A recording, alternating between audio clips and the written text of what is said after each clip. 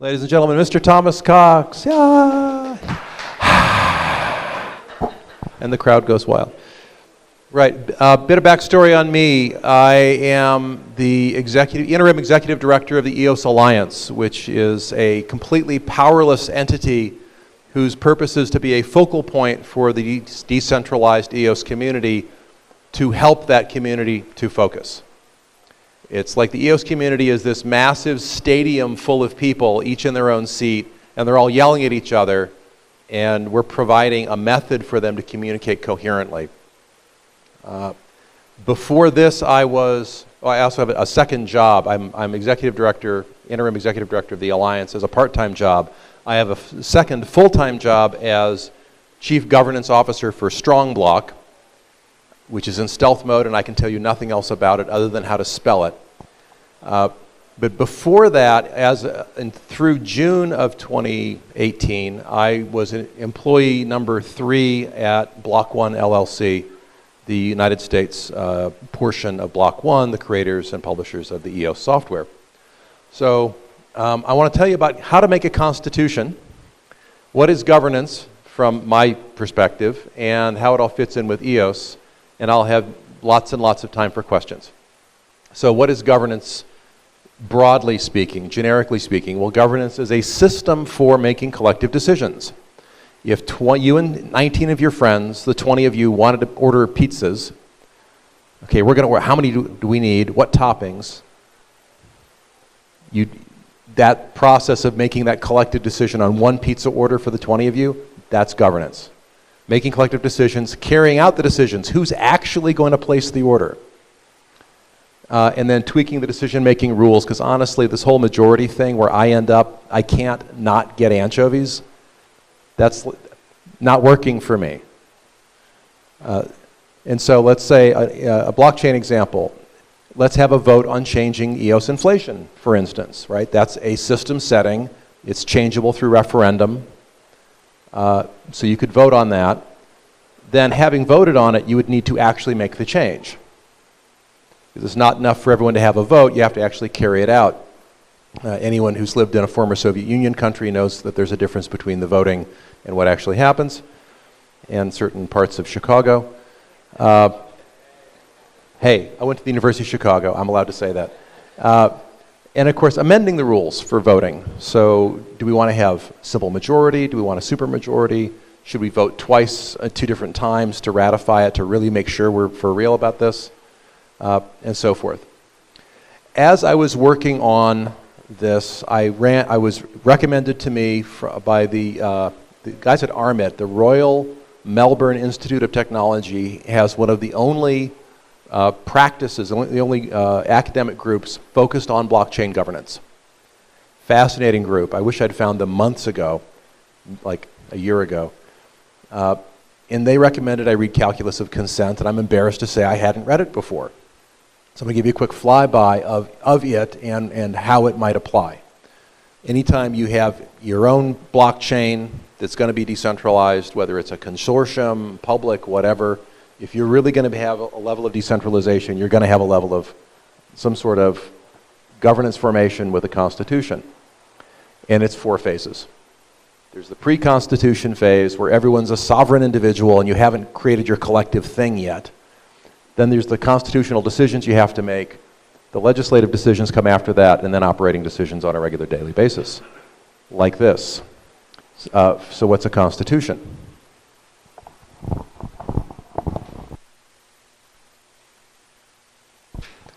It is delightful and astonishing to me that people fight all day about what the Constitution ought to say, but they don't have any agreement on what it is. What's a constitution? A constitution is this thing, this agreement that we unanimously and freely enter into, whereby we agree to give the group that we are creating certain powers over us as individuals. We agree to give it the power to reach less than unanimous decisions that bind us all. Okay, because if all we wanted to do was make unanimous decisions, we don't need a constitution. We can make a unanimous decision all by ourselves. Duh. So to reach a less than unanimous decision that binds us all on specific topics, right? The Constitution might say we can make binding decisions on national defense, but not on, say, child rearing. Maybe there's some things that our Constitution doesn't empower us to make collective decisions on. Could be a limited government. Those aren't popular right now, but I'm a big fan. On specific topics, using various different decision rules for different classes of collective decision or discussion. And then we're going to give this collective that we're creating the power to compel us as individuals to honor the collective decision, even if we didn't like the result. And not only can we not opt out, we also can't seek damages. So if we're in the minority and we lose and the collective says, anchovies, the best you can do is pick the anchovies off. You can't say, I'm not paying for it. You can't even not eat it. And of course, we're giving this collective the power to use different rules for different types of decisions, and even to, as a collective, change the decision rules via collective processes, meaning non-unanimous processes. So why would anybody agree to do anything less than unanimously? Because if we all agree it's got to be unanimous, I know I'll never lose. Because if I'm on the losing end of a discussion, we never actually have a deal. So I will either I will win and you'll win, or we won't have a deal, right? That's unanimity. Why would we ever agree to that? It's actually rational to agree to be bound collectively. It's rational to agree to less than unanimous choices, even if you know you're going to be in the minority occasionally, if the cost of not deciding is very high. Let me give you an example. Suppose we all have a village. We know for a fact pirates are going to attack our village. It's 1712. We know where they're coming from. We know we have 2 hills. If we fortify either of the 2 hills, we can successfully defend the village, no problem. But we got to pick one of the hills to fortify. We can't fortify them both. We haven't got the resources. And I own one and you own the other. And we each want the other one's hill to be taken over and fortified, not ours. And if we don't make the decision, we're not fortified, and they come in, they rape and pillage and murder. So the cost of not deciding is very high, but the cost of achieving unanimous agreement seems very high also.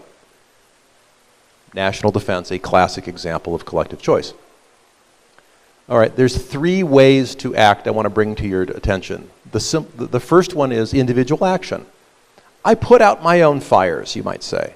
I am my own fire department. If I have a fire, I'll put it out. If I can't put it out, that's my problem. Okay, great. And the only cost I incur is my own decision cost. To choose to do it, what kind of hose to buy, whatever. Option 2, privately organized groups. Total libertarian freedom, right? There's no government involved here.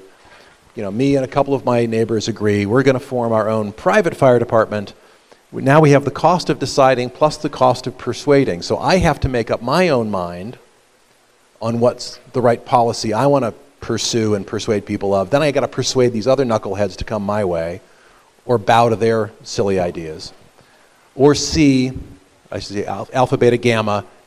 G is the publicly or collectively organized work. My neighbors and I agree to create a government that can create and compel us to fund a fire department. And only the third bucket requires a constitution. And every public blockchain has this third bucket, and it's called protocol upgrades.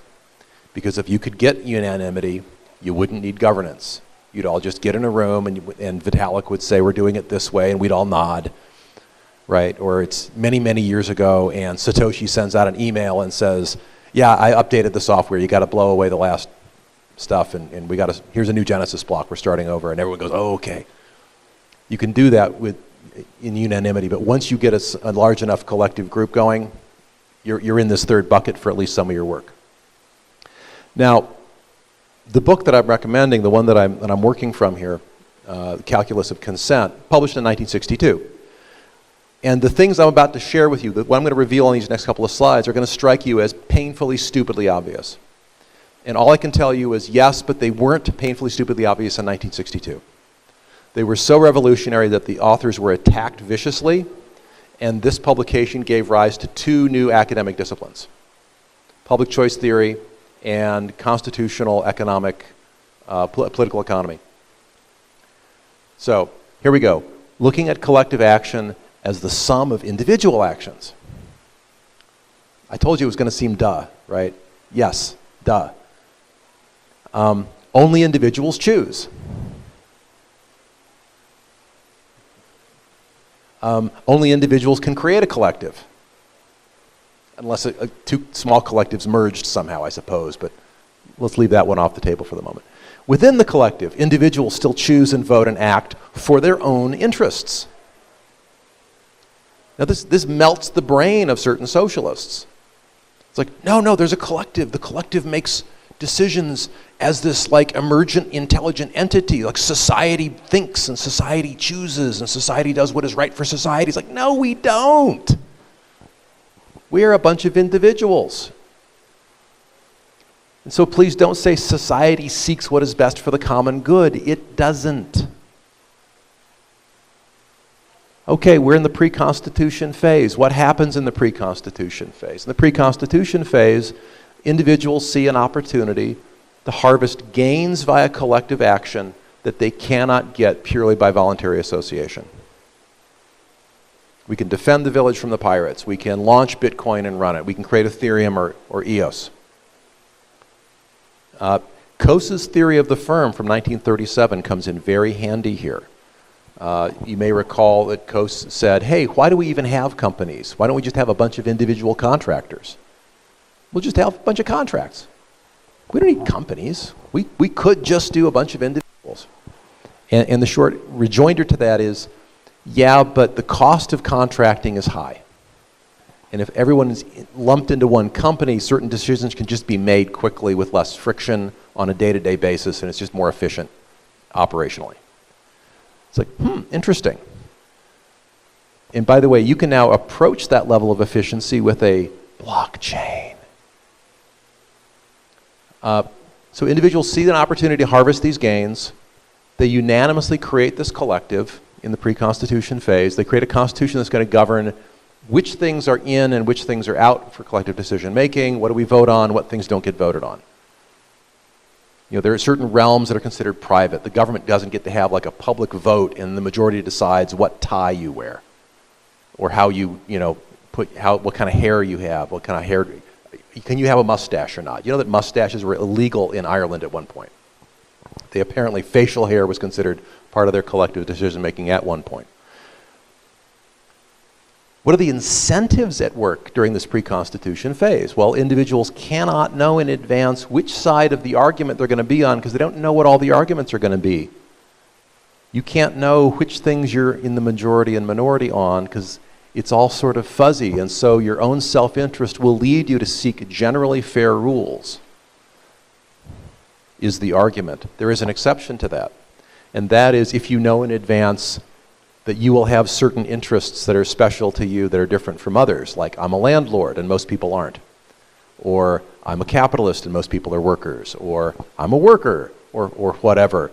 I know in advance I'm going to be on a certain side of certain fights, and so I'll try to stick into the Constitution special treatment for my side of those future fights. And known subsets like, I'm a whale, let's have token voting. No, I'm a minnow, let's have account voting.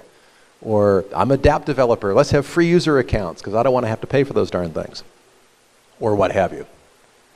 And so in the Constitution formation, my suggestion is identify who your players are and their groupings. Try to create a generally level playing field, and when people have shared interests, all the whales over here, all the minnows over here, dApp developers over there, create something like a House of Lords and House of Commons, right? The House of Tokens and the House of People. And then in your constitution, you could say certain changes to the protocol must receive a majority of both houses. So it can't just be the whales having it all their way. And it can't just be the unwashed masses having it all their way, potentially. I'm skipping over a few bits here for time. Each of these houses would, of course, run its own shop internally. We'd have certain operating rules. We would probably lump them together by how we do our collective choice. These are simple majority. These are private choice. These are super majorities. Maybe we just need a majority in each house for minor system changes, you know. But a major system change, like inflation rate, must need a 2/3 supermajority in each house. Right, higher bar. Okay, now we're into operations. Each house runs its own realm, and the operating rules are obeyed, and exceptions become disputes. And I highly, highly recommend that you do what we didn't do in EOS Mainnet, and that is write every contract as, by default, a 3-signature agreement, you, your counterparty, and the arbitrator of your choice, and any 2 signatures wins. And so if you and I are in a contract and we're both happy with it, we both sign it and it's good. And if we don't both sign it, it's because it's not good. In which case we need to go to the arbitrator, and that's that third person will side with one of the 2 of us, and there's the second signature, and now you're done. And it's very nice and self-contained. OpenLaw.io has some really good examples of this. SageWise has some examples of this. There's several vendors who are doing really interesting work on this front. And then make sure you put in the dispute resolution staircase, establish a norm that the 2 parties confer with each other before they escalate, mediate next, then arbitrate. I want to mention a little bit about governing the commons, because a blockchain is in some senses private property, right? Your tokens are yours. On EOS, your bandwidth is yours because you staked for it. But in some senses, bandwidth is also kind of a common good, because we all are using it in concert with each other, and if I use 100% of my allocation, you get a little bit squeezed. We've all seen, how the network has been spammed a few times.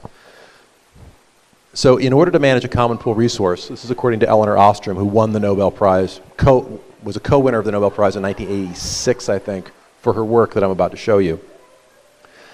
She studied human institutions, mostly agricultural collectives, who successfully managed common pool resources. And if you ask theoreticians, they'll say, well, tragedy of the commons and prisoner's dilemma, and it can't be done. But she studied hundreds and hundreds of examples of people doing it. And so if theory conflicts with fact, theory must change. So I'm here to tell you the prisoner's dilemma, the tragedy of the commons, solvable problems. Solvable problems. And she found 8 features of people who had solved it. And if they were solving it, they almost all had all 8. Number 1, clear group boundaries. Number 2, a match of rules to local conditions. Number 3, people who are affected by the rules have a voice in the rules. Making sure that the rulemaking rights of the community are respected by outsiders. I'm going to back up one. This whole, people affected can participate in rulemaking. It's not just about legitimacy. It is that, right? If I'm going to make a rule for you, maybe I should consult with you so you feel like you've been consulted, so you don't feel too rebellious. Anybody with teenagers kind of gets that? Or coworkers. But there's something else. There's a Kaizen aspect to this. Because when the rules aren't working, who's the first person to know? It's the person with their hands on the work. They're like, this isn't working. And if they're involved in the quality circle or the repair conversation, they bring their domain knowledge directly to bear. You can't expect the manager in his corner office to have any clue what's going out on the shop floor. Make sure the rulemaking rights of community are respected by outsiders, so they don't come down with their, the feds don't come in and totally screw up the local arrangements that are working great for us, thank you very much. Community members can monitor each other's behavior. Use graduated sanctions for violators. You don't just cut off someone's hand immediately. You slap the hand at first. You ramp up. Most people, most of the time, need very small sanctions to straighten up and fly right. Accessible, low-cost dispute resolution. And then number 8 is nested tiers. One of her examples that illustrates this really well is an agricultural irrigation system. Of all the systems she studied, all the human institutions, the shortest lived successful one was over 100 years old. The longest lived one was over 1,000 years old. And they'd been tweaking their rules constantly for 1,000 years, fussing and messing and tweaking. And the one I'm about to mention, the irrigation one, it's on the coast of Spain. Over 1,000 years, they've been successfully managing this thing. Fighting all the time. There's always a fight, there's always a wrangle, but it works. They're growing crops successfully. And the nested tiers is a big thing for them. A certain number of farmers will all share one sluice gate. and you open the sluice gate, let the water in. Those farmers are all responsible to each other to manage that gate, keep it in good repair. And there's several gates hanging off of one feeder line. So obviously our farm, us farmers and our gate, we're going to send one of our people to meet with the other gate owners to talk about this feeder line that's feeding all of us, because we all have a real big interest in that feeder line working really well. And so we'll send some labor. Hey, you guys didn't send your guy to come help us clear weeds. You got to send 2 people next week. Darn it. You're slacking off. Dispute resolution. Aggregated sanctions. And then the feeder line collective sends a couple of representatives up to the next level of abstraction, which is the main line that feeds the feeder lines, making sure it's okay. And this works really, really well. This pattern, this fractal pattern, is shown a lot. The government closest to the people works best. Anybody a big fan of, say, Switzerland, and how everything is devolved down to the canton level? Like, no one knows the name of the president of Switzerland. Why? Because he's totally powerless. And yet everyone wants to go to Switzerland because it's extremely wealthy and prosperous and peaceful. So how are these 8 things handled in the EOS mainnet, or any EOS ecosystem that's modeled on the one we've got? Well, clear group boundaries, probably token holders who signed the Constitution are in. That would make sense. Local rules, yep, you got your blockchain rules. You can have enclave-specific rules. If you have a DApp, people who are using the DApp are bound by the rules of that DApp while they're using it. Totally makes sense. People affected, we have referenda and discussion groups. The EOS Alliance is hosting a 12-week discussion series right now on the planned referendum for either ratifying or replacing the existing mainnet constitution. As soon as the referendum contract is ready, someone's going to put up a ballot saying, hey, let's change the Constitution, or let's ratify the existing one, or something. And so the Alliance is hosting these conversations in Mandarin, English, Russian, and Korean every week about different articles of the different constitutions that have been proposed in order to have these, to meet the requirement of number 3. Rulemaking rights of the community respected by outside authorities. This is the underappreciated golden aspect of EOS mainnet governance.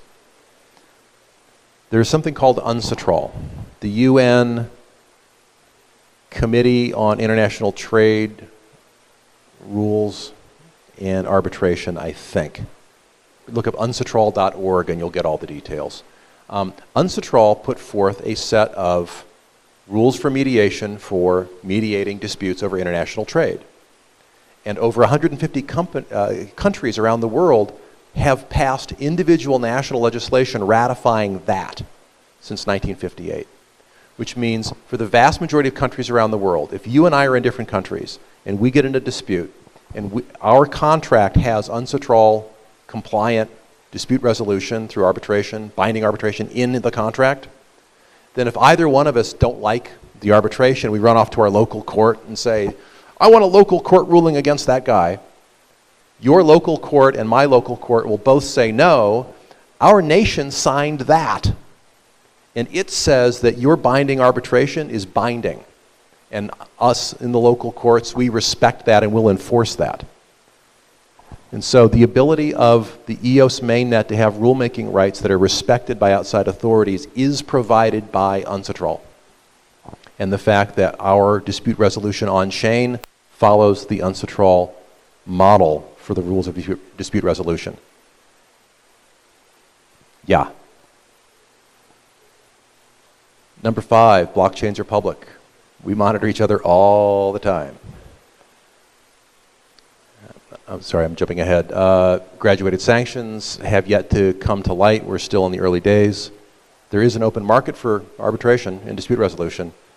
And we do have the ability to have nested tiers, absolutely. I'm looking forward to the day that we have, all the gamers who have, games on EOS mainnet have some collective that they've created to advance the interests of games. And maybe they have a little legislature of some sort where they band together and advance their interests. And inside of that, there might be a D&D group. And inside that, the game masters, right? The dungeon masters. And there might be token voting at some point, but maybe at one of these internal levels, these subgroups, they'll have individual voting, right? One person, one vote. And they're totally allowed to do that. Why? Because it's their enclave. They're nesting down into smaller and smaller groups, and they are autonomous within their realms.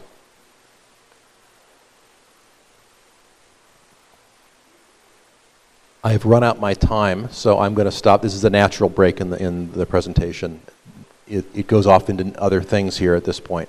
So I'm going to take a couple of questions and then go on to whoever the next speaker is at the top of the hour. I know you've got questions, but I will take the first three. Do I have a question? Do I have a question? Yes, I have a question. Do I want to raise my hand? Yes, you want to raise your hand. Raise that hand. Yes, sir.